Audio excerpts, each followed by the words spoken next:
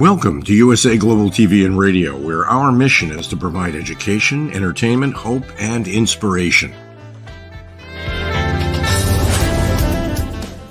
USA Global TV and Radio connects you with experts and audiences all around the world every single day to help you succeed in business and to live a richer life. Visit us at usaglobaltv.com to learn about career and life-changing training and mentoring programs like the Listening Mentor. Subscribe to our newsletter to stay informed about our special programs and offers. Discover how you can become a guest on one of our shows or a host or producer of a USA Global TV and Radio show of your very own. That's USA Global TV and Radio, where the doctor is always in.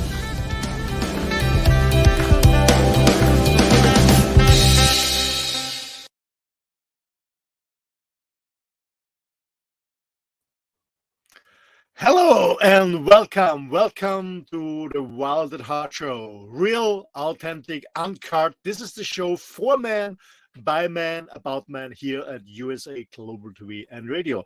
And I welcome you. My name is Roland. I'm the creator and host and moderator of this show. The reason for that is, besides my main business, I do coaching consulting for huge international companies.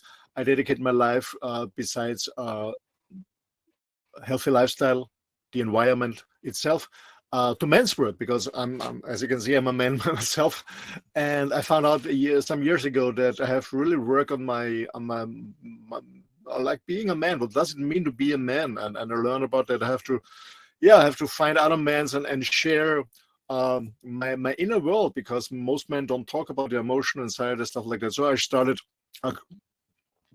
sparring for men, and we meet bi-weekly, and we discuss different topics that are important to us. And I actually, a year ago, we started here at USA Global TV and Radio this amazing show, and I'm very thankful for that, that the platform gives us the opportunity that we can share as a man, really in a safe environment. And I'm so happy that all the panelists and all the other shows really opened up and spoke very openly and honest and authentic about different topics. And by the way, when you missed one of the other shows, please go to our website. It's bonfiredocs.com. On bonfiredocs.com, you will find all the recordings of all the other episodes if you missed one, and we also welcome you, and you're highly appreciated to share it to your friends. Thank you so much. So the topic for today is, how passionate can a man be? So it's about passion, emotion, passion. How passionate can a man be? And I'm very happy that panelists come together again today. And let's get started with our first man from the UK. My dear friend, Big Scott is in the house. How do you have Hey, Big Scott, great to have you back. With probably the most passion there is on this TV screen right now. Very good. How you doing, man? Yeah, good. Just waiting for the next phase, but literally just been busy sorting my nest, all the chores, them little things that are in your head and niggling you. I wrote a full-on list, and literally I'm 90% of the way through it. And then as I tick one thing off, I put another 3 things on, as you know. But yeah, keeping busy, keeping active, keeping positive, and being passionate in everything I do. Absolutely, we cannot like that. Yeah, same to me here. Same to me. I'm traveling in my motorhome, and I always have to decide: should I travel to go to the next spot, or should I work? I'm also very passionate about this. Okay, let's welcome our next panelist from Texas. Howdy, our dear friend Red. Yo. How you doing, Red? Exceptionally well, as always. Very good. You're a role model for me, man. You're a role model for me. Always good, always in a good shape, always happy, always active. Well, some days I'm actually better. Sorry? I stay at a pretty high level, but some days I'm actually much better than I am. I mean, here at about an hour after the show's over, I'm going to have my ebook published. That's going to make me feel exceptionally well. And maybe 24 hours later, I'll have my paperback done. So I got an event coming up here in less than 2 weeks that I would like to have a bunch of books to take to it. If I can, great. If not, well, I did my best and didn't work out that time. But regardless, it's still great. And it's just part of being part of Texas. Everything's bigger and better here. Absolutely. Red, you're a rhythm machine, you know, and you inspire me so much to go back to actually finish my first book finally. But there's so much stuff here, but you're an excellent machine and you're really a role model. Thanks to be back on the show. And gentlemen, today we have a guest on our show from Canada. Let's welcome Doug from Canada. Hello. Yo, Doug. Hi, Doug. Great to see you. How is it going in Canada? It's cold. It's cold. End of discussion. It's cold. It's wintertime, isn't it? Yeah, His house looks nice and warm though, so we're okay. It is winter time, but it doesn't have to be this nasty about it. It can kind of gradually let it lead into it or lead out of it. Yeah, a bit of foreplay first. Yeah. So you're not passionate about a nasty wintertime. No, that's not even. We're going to get up to about 30 degrees here, and we're going to get up to about 30 degrees today here in Houston. You had to bring that up, didn't you? Yeah. Well, it is what it is. I mean, another couple of days it'll be down. It cycles this time of year. It's just what it is. It is. Yeah, I think we've got cold weather coming our way, but I think it's coming from Canada. So, Doug, can you just take it back and stop sharing it with everybody, please? The gift that keeps on giving. Now, I know it's paying it forward. Yeah. Can you be passionate in cold weather? Sometimes you have to be a little bit more passionate in cold weather. Yeah. Well, you get creative, right? You have to be creative in order to get the passion. So, and in cold weather, even more so. Yeah, absolutely. Actually, a friend of mine, you know, he sent me some photographs from yesterday from my former home base, which I left last year after 14 years on the beautiful island of Mallorca. I checked the Mediterranean, beautiful, nice, warm spot, even in winter. And you have 10 centimeters of snow over there, and people are skiing on the street. It's a nightmare on the island because people are not prepared. They don't have winter tires. Everything is stuck. So please, Doug, take the snow back. Take the snow back. Anyway, gentlemen, here we are. The topic is how passionate can a man be? Who is passionate about what? Yeah. So do. How do you? I'm passionate about everything. About everything? I think life, you know, if you wake up and breathe, then you should be passionate, you know, after, as you guys know, Doug probably doesn't know, but after spending a month in hospital, you realize what's really important to you and what is your passion. You know, and I learned that my passion is listening to new music and talking to people and introducing, and you know, that's no longer a passion. It's becoming a business. You know, what was a hobby for me, just uniting people, is now, I realized when I was in my hospital bed, it's no longer Big Scott Radio. You know, you and I radio it belongs to the world. And, you know, I thought about it while I was there. I was like, well, who do I pass it on to? If I pass away, who's going to carry on the mantle? You know, so it's no longer Big Scott anymore. And I'm learning this year that I need a lot more passion, because now I'm having to learn to delegate and let other people take control of something that I've spent, like on Friday, I launched my radio station softly to the public 8 years ago. So it's her 8th birthday. But I've never done any marketing or any advertising. All the listeners I get is through word of mouth, either from the festivals that I do or the artists that I have on my stage. And I've been listening. I was looking at the stats the other day, and I've been listened to at least once in 180 countries since I started. You know, so my world domination from my back room is well underway. Do you know what I mean? So what was a hobby is now a passion, and I've probably got more passion now than I had before I went into hospital, if that makes sense. Do you know what I mean? So I'm excited every day I get up. I've got stuff to do, and it's not there going, oh my God, it's a chore. I got a list of this to do. I got a list of that to do. I'm like, right, what can I knock off? Do you know what I mean? And every time, even if it's a little thing, just knock it off. Give yourself a little bit of praise.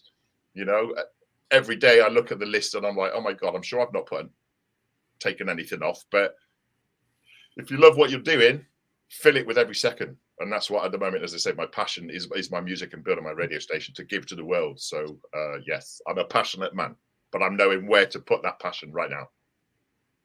Well, I guess that's part of the problem that Roland brought up. And can man be passionate? Well, obviously, yes, we all can, because we all have individual things we love. But what happens when something shuts down that passion for whatever reason, or you accidentally or on purpose find a new passion. I mean, those things happen all the time. For whatever reason, what you may have been passionate about 20 years ago doesn't even exist anymore. Or, technology, all sorts of things happen. We go to different places, we learn new things, we meet new people. Our options to learn new things and love new things become growing every day. But gentlemen, is this really the majority? Because I travel a lot and I meet so many people, especially when I walk through cities and with a head like this, and I'm a passionate person too, and I always love to connect with passionate people because you learn a lot from them. You can share a lot of stuff, but it's not an average person, because most people are just in their treadmill. I mean, we're all more or less in the treadmill, but most people have excuses. They don't see the light of the end of the tunnel. They don't have they lost their passion for any reason, whatever can happen. But I believe to be passionate is so important. When I think about myself, when I woke up in the morning, I said, "Wow, I'm so happy." First of all, I'm still alive. I mean, Exactly. I come up to an age where it's not normal. Most of my friends already passed away from different heart attacks and stuff like that. So I'm happy that I'm alive. I'm happy that I feel my body, but I don't feel any pain when I wake up in the morning. And I said, "Wow, I'm on the road again." And what's up? Unfortunately, the day only has 24 hours for me, so So fill it with every second. Fill every second. Yeah. Scott, before we come to the... I think there's some extra parts of that thing that we're not looking at, because let's say I'm really passionate about a particular football or soccer team that is not my favorite, but somebody else's, and they're constantly talking about it. Well, obviously there's a passion there, but they're sharing with me that I don't care about. I have to be kind and gentle and things like that. But then you also have other situations where maybe it's some kind of political or religious or some other issue out there in the universe that truly, why would somebody even have an interest in that? And so, there's just all sorts of things out there that people are passionate about, but I'm not passionate about it. You don't have to be. No, as long as you don't inundate me with it's fine. Yeah, I think you're confusing that. Tell me what it is. Don't inundate me with it. Yeah. Well, we all have it's like, don't practice, don't preach. I'm quite happy for you to tell me about your life, your experience, your journey. But like, I've got a friend who I helped out who was an alcoholic, and he's just become a Christian, and literally he's, "Hi, Scotty, let's meet up and have a chat and talk about God." I'm like, "Mate, I've helped you on your way. If he's helping you, that's perfectly fine, but it's not my cup of tea." I quite happily talk about it, but some people, they don't talk about it. As they say, they just push their agenda on you. That's not passion.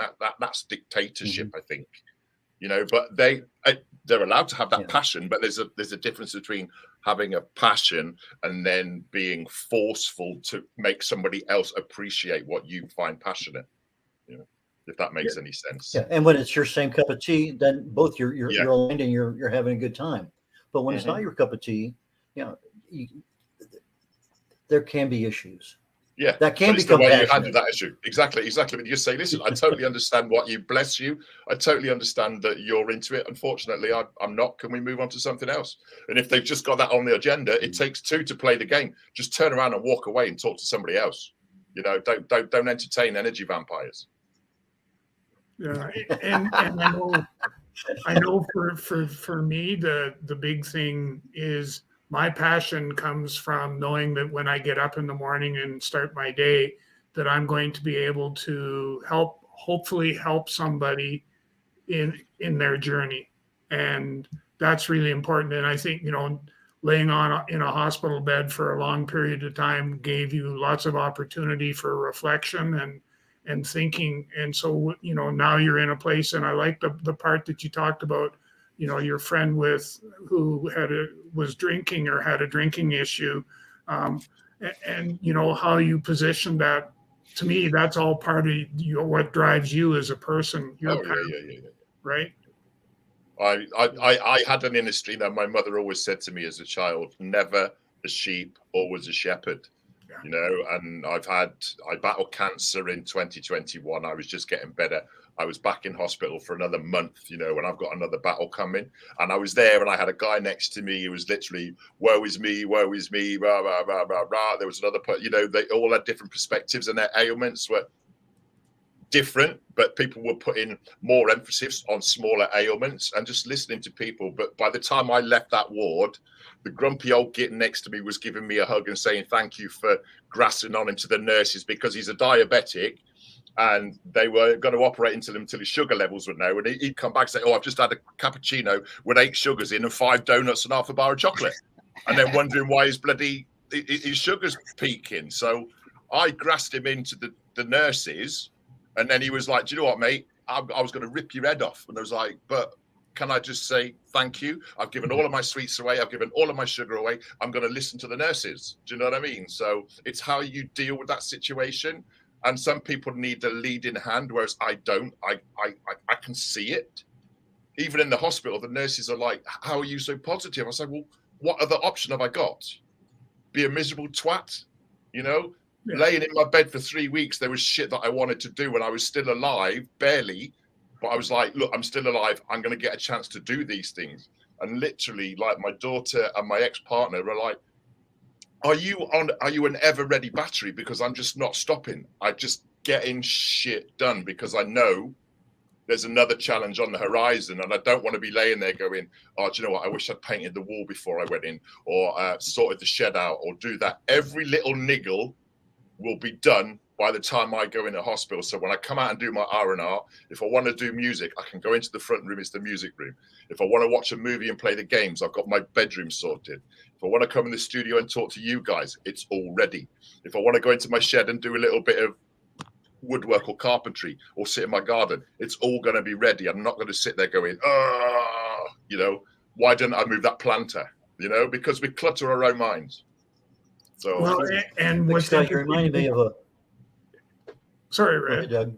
I was just going to say what's interesting is you've just described your passion. Yeah. Yeah. And it's multifaceted, you know. Big Scott reminded me of a story I'd read actually several years ago, where these 2 people were in the hospital sharing a room. One had some eye surgery and they had bandages over the eyes and wouldn't be able to do anything for a while. And so they got talking and he said, well, tell me what's going on. And he says, well, we get a big window here and he's describing everything that's going on and during the day. Anyway, long story short, for the week, they talked about this window and everything going on outside.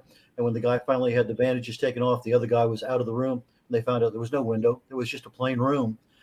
But the guy was able to visualize and make the other guy feel much more comfortable because he couldn't see anything that was going on. On that note, the ward that I was on, my bed was right next to the window and we were on the 5th floor. So, and they used to say, do you want the curtains shut? I was like, no.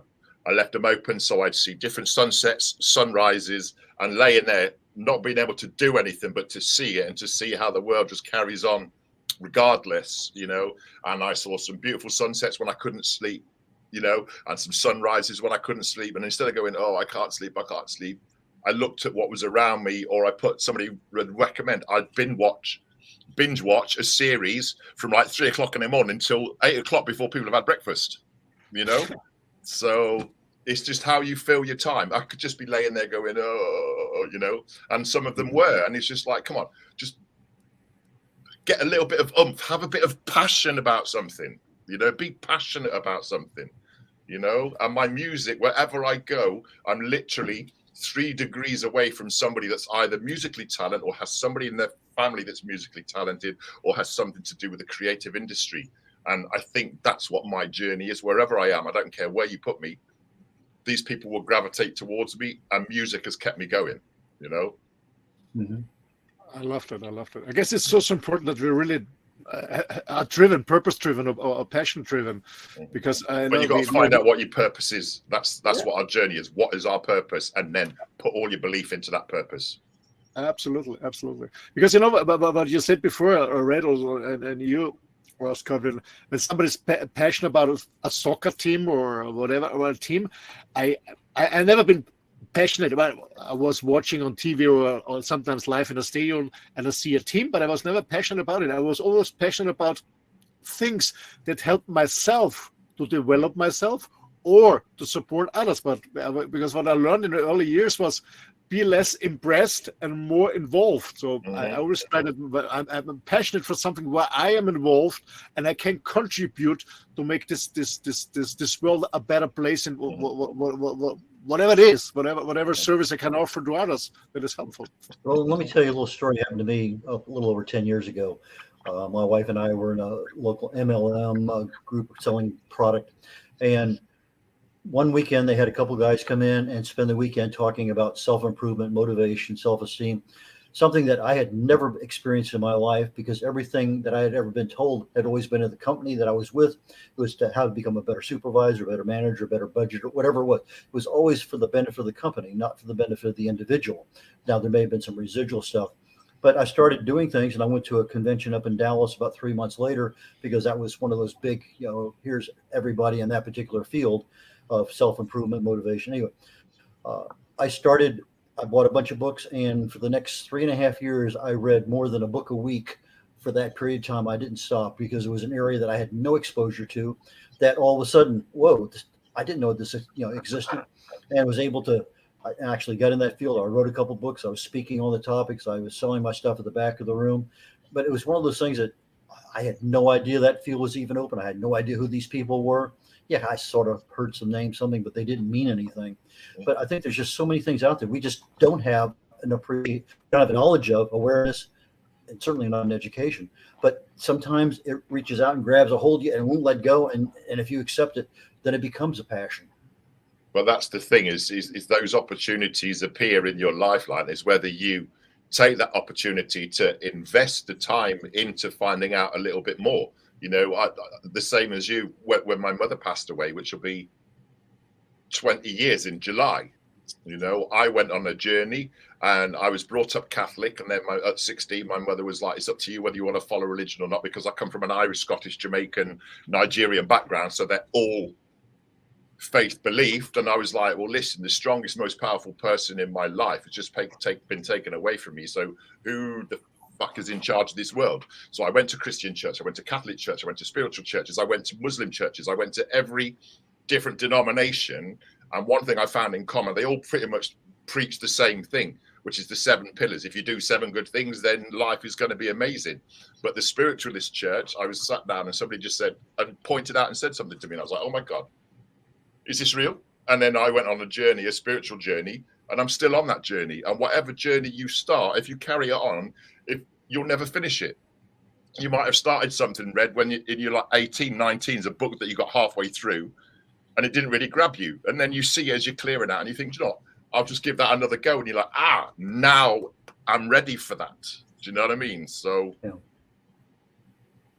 Yeah, I've been told it's like 7 to 12 times you got to see something or hear something in order to fully understand it. And that's been true so many times. Yeah, I know what you're saying. I know exactly. I can tell you what you said, but I didn't understand fully what the whole thing was until you weren't listening. You were just giving it lip service. Yeah. Well, I was giving it more than that, but I didn't understand the basics. I understood the words, but I didn't understand the concept well enough to say, this is really what's going on. And yeah, I understand. Yeah, you're right.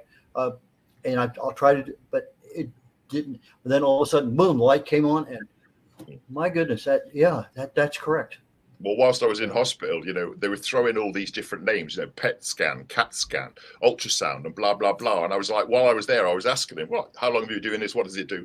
But literally, as soon as I was back up on the ward, I was YouTubing, right, what has just happened to me? Do you know what I mean? And then I sit there and I go, has somebody created this thing that weighs 4 tons, is £1 million, do you know what I mean, that vibrates magnets at such a speed that they have to cool it down to minus 296 degrees. So to save them some money, do you know what they should do, Doug? Send the bloody things over to you. Yeah. But yeah, I was invested in one of the machines, And it's fascinating that somebody's idea, somebody's concept, they were passionate enough about it to put it in production. How many times was Tesla told? How many times was Dyson told? You'll never make it, you'll never make it, you'll never make it. But they were passionate enough and stubborn enough to say, do you know what? bugger you, join me on my train ride or jump off at any stop that you want. And that's where I am at the moment. I'm full steam ahead. And the people along the way that have said they've wanted to help me on that journey, I'm opening the doors now. If you want to get on that journey, fine. If not, I'm not carrying no dead weight. You know, I need people to help me move forward at a faster pace than I was letting it go before, because I was steering every department. Whereas now I'm finding the people that are as passionate as me, and the first words out of their mouth is not how much money am I getting, is how can I help you impact what you're doing? Absolutely. You know, and I think that's a big. Go ahead, Roland. Gentlemen, I have a question to you guys. Have you always been passionate about something when you were young? When yes, have you been supported by your family, your parents, and teacher? If not, how did you find a passion? Well, I think Big Sky just kind of hit it right there, because you bump into enough people and you develop just a little bit of interest, and then somebody else comes into your gang of whatever, and then they learn a little bit more, and it just sort of develops. And sometimes that development can be literally overnight, or can be over 3 or 4 months or over a year. Yeah. But it sort of depends on who you associate with and how well they define that passion for you as you ask questions and begin to understand it. I think he was a very good point about that. And you can't control the pace of that. Do you know what I mean? It's like people that I worked in on the circuit, on the festival scene. It's like, do you know what? We need to meet up and have a coffee when we're not working on the stage and stuff. And literally 10 years it's taken people now to come around my house and have a cup of tea. But I tell you what, that has been, I think, throughout all of this journey, I've had so much love online. Don't get me wrong, people praying for me. Today, I went into a shop where I bought my daughter some crystals when she was into it last year. And a woman said, "Oh, I remember you. What are you in for today?" I says, "Well, my daughter's given me a wristband on my left wrist. I've got a good luck thing coming from Canada for my right wrist. A friend's given me something on my neck, but I want something for me that I can invest my spirituality before I go under the knife." And she was looking at all these stuff, and she just pulled off this teardrop, and she went, "Oh, there's two of them, two stalls across from each other, and they couldn't work out what the stone was." And I says, "Do you know what? I like it. It's weird. It's unique, and whatever." I said, "How much is it?" She went, "This is from me to you." Nice. On your journey. Wow. So it's like, it's just, when you're passionate, it comes back 100-fold. You know, don't be scared. Just do it. And if you can't go to sleep, if you're in the insomniac, get the shit out of your head that's keeping you awake onto a piece of paper and then start ticking it off. You know, don't waste that time in idle thoughts. You know, an idle mind is the devil's best friend. You know. You know what's good? When I got a passion for something new, I couldn't sleep for days, like I had a brain damage. I was standing up making notes. Like a new drug. I was getting up the notes, and I left this at the dormitory. I went out to my home office, writing down stuff. When I was passionate, I can't sleep when I'm passionate. It's endorphins. You know, when you're passionate about something, it's the best drug in the world. It's endorphins. And Absolutely. If you can't sleep for 3 or 4 days, then that's saying to you, this is fucking right. Yeah, you know. Gut instincts, just Absolutely. I guess passion is also important. Yeah, but I think with the pandemic and everything, I think it's made people wake up and realize what their true worth is to the mainstream and the industry. You know, when the shit hits the fan, who's going to get the handouts and who's not? And I hope a lot of people have woke up and gone, hang on, who am I? What am I about? What can I do? You know, and I think there's a bigger psychological shift. Because people are like, what is my worth? What is my value? Well, I know Doug is a bit of an expert on grieving, and that's what he helps a lot of people get through. But how do you find the passion, Doug, when you used to have something and now all of a sudden some other event in your life has kind of blotted out or darkened everything around you? How do you get back to that some sense of even normalcy? About a passion. Yeah, what I typically find is that the more people that I'm able to reach out and help them along their healing journey, that makes me feel good, and that's part of my passion. And the other part is I've got myself to a stage now where that's what fuels who I am as a person. That's the passion that every morning when I wake up, I ask myself, I wonder who I'm going to be able to reach out and touch today to be able to help them with their healing journey and be able to move forward And by helping them, that becomes therapeutic for me. And that's how, I'm able to some extent deal with, with the loss of a loved one as well. Okay, so you're taking the experience you have, and with empathy and consideration and other things, and you're helping somebody else to get over that little hump, big hump, as the case may be in many cases, in order for them to get some sense of being just normal, not even having a passion, but just get to normal, where then they can start getting back into to whatever passions they might have. Yeah, and it's getting them to a safe place where they feel comfortable or safe, even sharing what they're going through. And I find by me sharing my story, that helps them feel safe, and therefore then they start to open up. And like, I worked with a young entrepreneur here just 2-3 days ago, and same sort of thing, was going through anxiety and all kinds of different things that, some of it work related, some of it personal. And it was to be able to help that individual understand that it's okay to feel the way you are. And it's okay if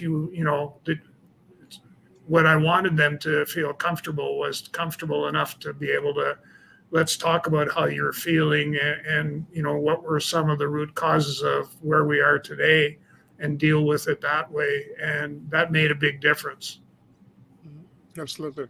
I think it's what you said, Doug. It's also important that people find a passion, because especially when you go through struggling, challenging times, when you have a trauma, when you lose somebody, whatever happened. I mean, a passion brings you back to life. It brings you back to participate actively in life, and I think that's also important. And what you said at the beginning, it's all about opening up, building up the trust with your own story.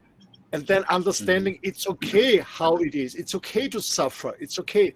And take your time, whatever time you need, but then participate in life and find something that you're passionate about, that brings you back on track, on life. Absolutely. Yeah. Well, life's about learning. And Roland, you spent many years in Mallorca. I'm guessing you've always had a passion for travel. Now all of a sudden you're being able to do it on your schedule, your time. Was that passion for travel just put on hold for a long time? Well, the point is, I raised up in a low middle class family, very low middle. My father purchased the first car. I was 7 or 8 years old, so we didn't travel. And I had the chance when I was 6 years old with a neighbor. She went with her grandson to Italy, to the beach, and I could go with them for, I don't remember, a week or two. And I came back, and I'll never forget this. I've come back, I was so flashed when I saw the sea. I was so flashed, and I was so excited, and I told my dad, well, I'm so happy, and this is my dream, to move to the seaside. And you know what? My dad pushed me down. He said, everyone else, but not you. He pushed me down. But, secretly, I was always drawing sea animals. I was always drawing sailing boats or something. The passion never have been gone away, but it was suppressed by my dad. And when I started my own life, when I became a student at university, I was on vacation, always at the seaside. And when I was financially independent, I moved to the seaside finally. So it never went away, even with the suppression from my dad and bringing me down. So because it was a passion. It was a passion. It was really passion. Yeah. Not exactly. a nice to have. It would be lovely. No, it was a passion to live on the seaside, and I still live this passion on traveling. Absolutely. And you probably find that your dad was jealous. It's like. My dad was traveling like crazy. He was traveling all the time, but he didn't never bring the family with him. No. Whereas you just had that freedom. That's why he was jealous, the freedom of you. Yeah, but this passion always drove me. And to be honest, when I started my corporate work career and then building up my own business, really when I was down and it didn't work and I was almost to give up, and I said, okay, why I'm doing this? For my passion. One day I moved to the seaside. And that drove me since I'm 5.5, 6 years old. Mm-hmm. And it still does. It still does. Yeah. That was your vocation. Do you know what I mean? And it's just like most things, you know what I mean? We know at a young age what we've got an idea of what we want to be, and then society and schooling and whatever tells you, no, in order to be a human, you've got to do this, that, and the other. We all inherently have a skill to bring to the table. We're all a piece of a giant jigsaw puzzle, and we just need to know what our passion is, what our skill is, and where it fits within society. Do you know what I mean? And I think we all, as a youngster, if it keeps coming up, like radio and talking to people has come up in my life 3 or 4 times, even though I've had to venture away because doors weren't opening. So the final time it come back in, I was like, well, for God's sake, this is the 3rd time it's come into my life. So obviously, whoever's controlling us is saying, Scotty, pull your fucking finger out. This is what you're supposed to be doing, but not for you. Teaching, sharing your skills to the world. You know, what I take for granted and do on a daily basis, and I've been doing just for fun to help people, I can actually now make an income from it. And in a way, I felt guilty about being paid for my passion, but isn't that the saying? If you get paid for what you love doing, you'll never work a day in your life. So it's a paradigm, you know. So Big Scott, on the music end of things, sometimes that music is really upbeat and we just kind of get into it, but sometimes the lyrics really capture us more than anything else. Yeah. And I can remember some of the songs way back in the 60s when I was a teenager, and there was just certain things that, but the thing is, it captured my mind of what I wanted to experience out. I may not have been into drag racing or surfing or some of the other things, but it was still kind of neat to be part of that genre. But then when some of the other things, okay, fine. You finally get to experience some of it, and you see some of what you heard and was ingrained here. Now you're experiencing it, and that becomes even more inflaming of getting that passion up to a point where you can actually afford the time and luxury to go out and do it. Well, I've had songs, that, like you were saying, that I know the lyrics word for word, and then there's others where I've just literally been dancing to the rhythm, and then for like 10, 15 years, then one day you actually sit and listen and you go, didn't realize they were singing about that. And now with everything being woke and PC, it's like, should I really be dancing to this? So. But Scott, you mentioned before, music is your passion, and you said something that really touched me, because you said, it's for me music who follows me, who is on this train with me. So okay, maybe they come on a later stage on the train, but I go my way, no matter what I'm thinking. And when I was thinking back, when I got this early seed when I was 6 years old, my passion about living on the seaside, from this stage on, I was swimming against in a different direction. All my friends and families said, Roland is different. Roland is different, because I didn't want to be a frozen mountain boy from Austria anymore. I hated it. It's beautiful to see, but I hated the cold, and it was always me. And I was always swimming against, because I said, no, I don't want to stay in Austria. I have to do something different than my friends in school, than my family members. And sometimes there was a lot of resistance. But I never ever gave up, and I think that's also important. When you have a passion, go for it. And that's also I want to tell our audience: when you have a passion, give a shit what others think about it. Yeah, most passionate people tend to call the black sheep. They get out of the shit and actually live for themselves, and everybody else is talking about them. Do you know what I mean? So it's just like, But you know what? Today everybody says, Roland, you made it. You have a dream of life. What the fuck? Mate, I've made it. If I wake up another day, I've made it. It was a halfway. And I 2 weeks ago, I quoted on the social media. I said, some people tell me that I'm crazy, but I'm not. I'm just like they are. They love to be, if they wouldn't be so anxious. What people throw at you is usually a reflection of themselves anyway. Yeah. So. I hate to break up the party, but it's just about that time. About what time? Yeah. Time to get funky. Oh, baby, coming to an end, gentlemen. Yeah. Well, we're not at the end yet. We've still got a couple of minutes, so let's just utilize every single second. Yeah. We have to do another show. Thanks, Red, for reminding us. But when you have a passion about a topic, then you exactly. It's hard to curb your passion. It is, absolutely, no doubt. So, gentlemen, thanks a lot. And to our audience, if you love the show and you missed one of the other ones, please go to bonfiretalks.com. You will find all the recordings, and you also can contact us. And please, if you have a topic that you want us to discuss here as a man, let us know. We're more than open. Whatever you want to discuss as a man, let us know. Nice to meet you, Doug. Yep. Nice to meet you as well. I'll see you again, Red. I hope Hopefully next we week. hope we see you again. Hope we see you again. So, gentlemen, have an amazing rest of the day. Thanks for joining us. See us next week, same time, same station, here on USA Global TV and Radio. Wild at Heart, the show for man, by man, about man. Thanks. Real, and bye-bye. authentic, uncut. Bye, y'all. Bye. See you later.